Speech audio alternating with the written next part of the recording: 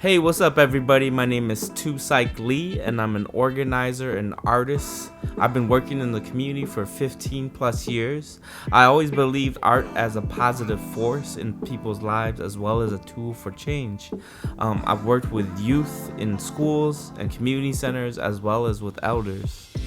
Now I want to tell you about a project I've been really passionate about the last few years. I put a lot of time and dedication into it. It's called Street Stops and Mountaintops.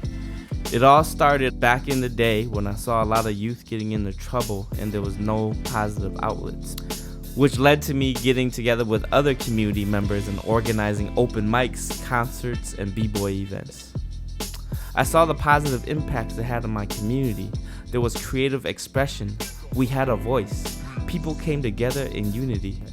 In 2008, I had an opportunity to travel back to Thailand, where my people lived as refugees, and many have remained there since.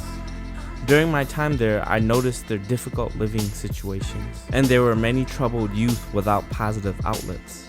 I started reflecting on the similarities of these young people and the ones back home, and how we created an arts movement to uplift the generation. As I spent more time there, I noticed a strong interest in the arts.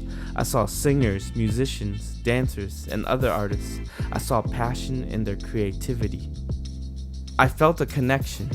I had that same feeling of wanting to build something impactful and resourceful through collaborating with the local community. I had this opportunity on my second visit to Thailand during the filming of a documentary called We Rock Long Distance.